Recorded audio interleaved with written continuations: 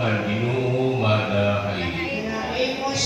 Pagbasa Santos ng Ebanghelyo sumala kan San Mateo. Paghimayaon ka, Ginoo.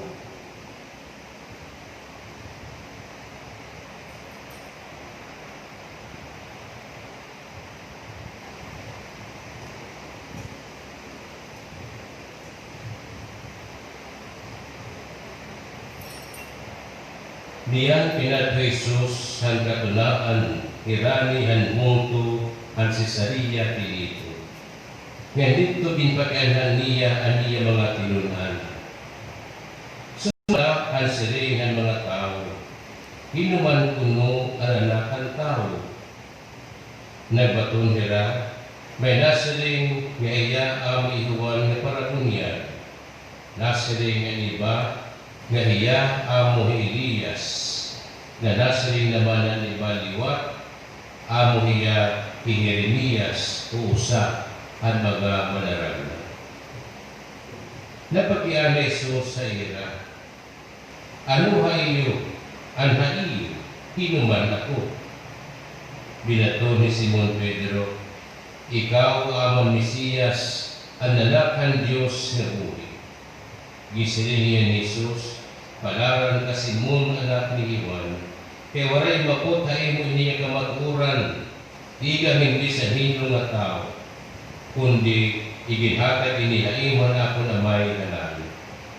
Sanglit na siring ako hain. Ikaw ni Pedro, na nababaw hini nga bato, titindukon ko ang akong singbahan. Ngan diri makakadaog hini ang gaom, bisan ang kamatayan. Ihatag ko haimo ang mga yawi han binadian ng langit, ang hinuman nga diri nimo para dinatuna, diri maliwato baran ko dito ka langit. Nga nimo bara dinatuna, kuhubaran manliwat dito ka langit. Niyan gintugon ni Jesus sa iya mga tinunan, nga diri magsumat bisan kan kanay, nga hiya amo ang Mesiyas. Ang Ebanghelyo ang Ginoo. Pagdayaon ka, Kristo, kalinggo. Tinening aton panganda aton pagsauro iton pera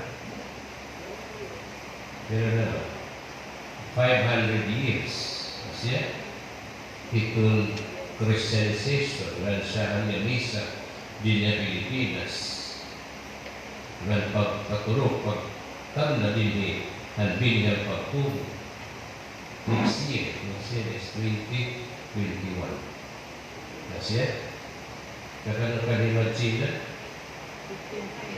or naman na basic history 1521 salit man kada tuig na kamayan kita mga thematic nga mga buruhato nito kada tuig. Yan na tuig, ano man? Ambot, basta yan na tuig, COVID. Ano yan na tuig? Year of Ecumenism and Interreligious Dialogue and Indigenous People. Year of Ecumenism, Interreligious Dialogue and Indigenous People. Hindi ko itong last-lap nga itong pangandam. Kung kaya next year, 2020, wala ka na pagsasauro na 500 years. So na kami ada kita Impera Katolik. Siyang Katolik na pangandam. Para hindi pagpasalamat natin, pagdayig natin sa Diyos, tungkol hindi niya pagtuugan pindi, naging talong ang aton mga predecessors na bila ang Kristyanismo na kitang Espanya. Pero ano man, namutod mga nakalakad din activities sa next year. Pero kayo, pinaniman ni Mr. Kobe. Mo po naman na kung Mr. Cupid. Pero kanda ko na Maribel. Na iyon ni Cupid. Na retrato na suki kasalira dito. Disgroso ang dara ato na Lisa Garriga. Pero ulit, tumaroy kita na i-refill ka. Kaya bisan, mamay tubig, mawaray, mapatay kita gila. Kung mapatay kita, tipatay pala kita. Tipatay. Padayo kita naman itong atong buruhaton. Panabulong kita. Ito niya na nagkapapasiti. Nga apiktahan na tatnan. Hindi naman na tatnan. Ano? Okay, man. Pero sige kung ito ang naluya itong immune system, matatatnan. Dahil ito, paniguro na aton. Dili itong virus makukuka aton, makapita aton kung makusod itong aton immune system. Pero ba, kung kwartahan ka, nanay, bisa mo kwartahan ka, kaya ikuti mo lang sipon, mapatsikap ka. Patsikap yan, at basta mo ba COVID? Di ka nga dapat ipatit yung sipon. Hindi mo ubo. Kaya COVID ka rin. Saan ka may dapat kwartet yung tigil? Nabi na titao mo kung may kwarta rin. COVID yung positive yun. Dahil yung bit, mat nag-check na po nga. Kung sige sila na lusan, maglilibot-libot. Akit mga taong grasa, wala mag-check na wala pisyin, wala pismas, wala herlimsa, wala hunaw-hunaw. Ato kakalina ng hunaw, ato daan niya nga ni Magino. Ilog i-check up, kung na kaya naman, kaya wala ibara niya. Hindi na, sigurado positive. Pero, yun kasi una sa nagpandak po, kapag kiriligyan ka na, linibot-libot, hindi natin papasagalin na yung liyo. Pero, di ka nulubog niya mga himarigo, hasta padat pagka-fisin, hasta padat pagka-Christmas, sunod hindi nagpakakitiin na kang kita ngayon na. Hindi nga niya, wala-wala ito, sa naman kami, kadabirbang.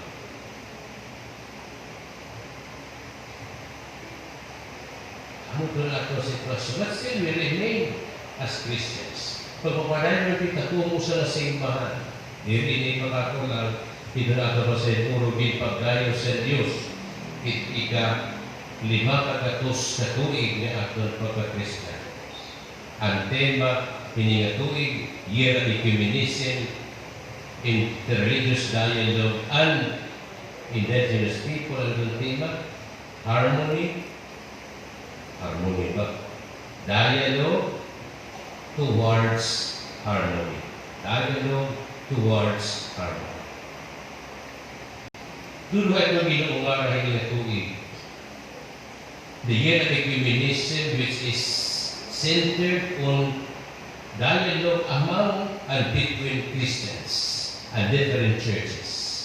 Kaya itong ecumenism, itong tuyo, pagkauro sa tumatalan ng mga Kristiyano. Itong interreligious dialogue, itong pagkamayad na harmoniya, itong pagkamayad na pagkalinaw among different religion. Para itong Christians, again, itong Muslim, Buddhist, Taoist, Confucianism, Ang nasinita ito na interreligious dialogue because they are not Christians, but they are religious people. Not living in the ways of Christianity, out of interreligious dialogue. Among Christians, among us, with the other sectarian churches and other Protestant churches, we call it ecumenism or ecumenical dialogue. Ang kung hindi nga diba, nga magkamay-ada kita harmonia, nga magkamay-ada kita pagkaurus. Kaya ano? Kinahanglan ba ini diri? Kinahanglan diri. Kinahanglan. Kaya mahuli kita madiri, we are divided as Christians. Nagigipatay-patay nga ni magkasi Kristiyano, magkasi Katoliko, na kung ito nga may Diyos, na ito ira nga may napagduga, husga ito nga tapusan kalimutan, nagigipa daw-daw. And often the conflict in the world is based on our religious belief. Kita Kristiyanos amo ito nagkakasugiso. Kapitan, iyo pa naman. Iti mo anak, born again, ito sa incomplete, INC. Jadi ba't incomplete na religion INC? Iglesia ni Cristo, ito sa Presbyterian, ito sa born again, na kurang Pentecostal. So, nagkakalaman. Nag-aaragway tungod lahat ng pagtuo, and yet you profess the same Lord, the same baptism, the same Savior who is Christ. Nag-aaragway ito. Ano pinag-aaragway yan? Una, itong doktrina. Mag-aaragway, magagulo ito ng aram. Maurad na nga ni pangaram. Tutula ang pastor na utuliwat ko rin pag-aram. Usa kasimana, dua kasimana, halabi yun sa kabulan ng iba. Kasi minana. Tapos ikaw ang sundaling pala, Philos, kaya follower, makaarong kayo pakiglibati. Mayroon din natin mga kwarna na nagkakaranaga. Tapos masiling amoy namin yung pastilan. So dito na lang, ano lang dito, ang matipatasan mo kayo ang ngayon. Dito kung matatalos ka. Pero ayaw pagkaramot, hindi ka na nasabot liwat.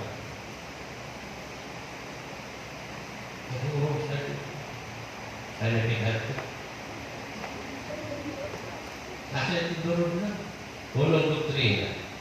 Ikaluha, mag-aaral mo ito, di mo nung itong patron. Agad ng mga santos walay. Pero panguli masilay, aman at bringo. Nadirit mga santos pero namamataron. Nadirit ng Kristiyano pero pag Christmas break, una pa nga nagbabakasyon kay Christmas break. Na-enjoy mag-ilat holiday.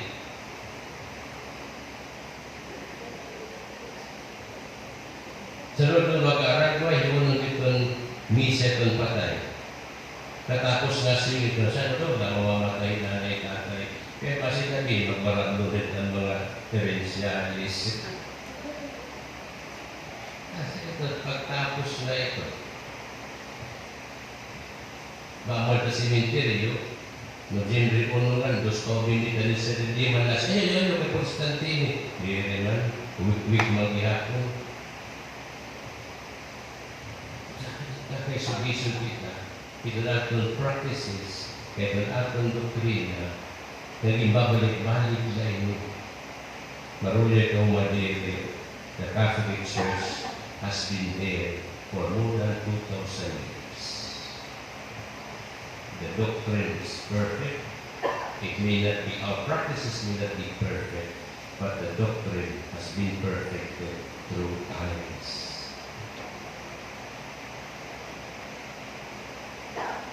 Ito ako nagbatasan at diri na be perfect. There is a need for us to be united. Kaya ano? Dahil ako nagbasa ng Ebanghelyo ni San Mateo, Kapitulo 16, versikulo 13, ngadto ka 20. After the confession of Peter, at iya pagtukan ngay Kristo ang Mesiyas, nagsiling ang Ginoo ni Kristo kan Pedro. Palaran ka Simon Pedro, anak ni Juan. Sanglit nasa niya kuhain. Asing ino. Sanglit nasa niya kuhain mo. Tu is Petrus, soteram Petram, edificado iglesia mia, et porta infere non prevalero. Nakaitsindi ka ba ito waray? Nakaitsindi waray? May waray ka na katigin ni Mulia tugan. Matthew 16, 13 to 20. You are Peter, tu is Petrus, superam Petra, and upon this rock, you are this rock, and upon this rock I will build my church. Edificabo ecclesiae. E porta intere non prevalere. You are Peter, and upon this rock I will build my church. Dili kay churches. Usa na ang intido na simbahan ni Kristo. I will build my church. Saan kaya nung nagkakabahin-bahin kita? Kaya nung nagkakasog-isog kita, kung sa man naging intido na simbahan, amoy itong simbahan katoliko, magkausa kita. Magkalipindi man itong aton worship, itong aton style, itong pag-dahil sa Jesus. Still, we are Christians, we believe in one Lord, we are one baptism in Christ. Kaya ano nga, magkakasog-isog kita, kaya aton dito, hatag-sa-tagsa. O sa laki ka na simbahan, o sa laki dito na simbahan ni Kristo. Tinuod, nagkamayari kita division, tungkol itong galuyahan. Di rin ang simbahan, kundi ito nagdudumara itong simbahan. Nagkamayari kita pagkabayin-bahay, di rin tungkol usahin, pinagdudumara itong simbahan, itong galuyahan itong simbahan, kundi itong galuyahan natin. Kaya nalili kita pagsusunan, nalili kita pag-iyahan. Gabay ako mag-indog ito na akong kalugaringon na simbahan, kalugaringon ko nga sita. Ako tinala mo, ito na akong pagpalabilabi. Pagtitindog, simbahan. Basta mo pa'y na mag-inakan, nakairok na itong Biblia, kundi na magtindogin, simbahan. Hatag maliwat na mo ito, 10% kada bulan, gross. Simbahan Katoliko, lipo itong sibot, itong sobrang reklamo pa kamukong pera malati iyo, iginahakan. Salamat at 20. Por lo menos na buhay din. Ito na po lang. It is the love offering that matters.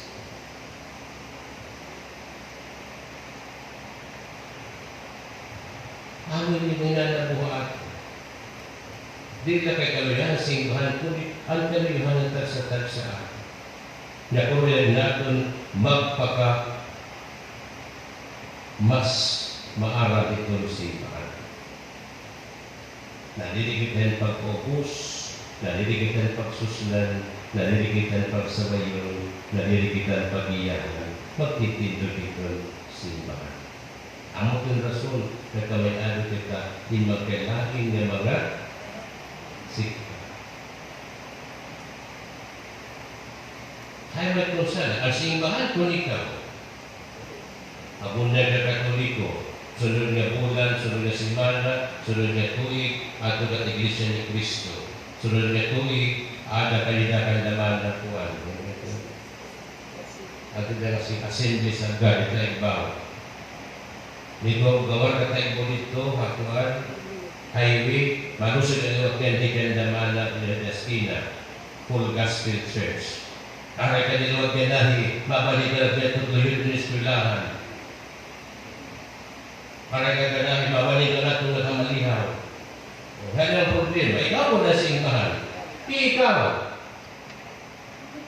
Mas masiring nga sa iyong mga simbahan. Ikaw dapat na problema. Binarbalhin. Tapos tapusan pagdalagan ngayon malagi hapon na kumbinto. Mga lahong baptismal certificate kaya waray katagihan sa Gandan Portis.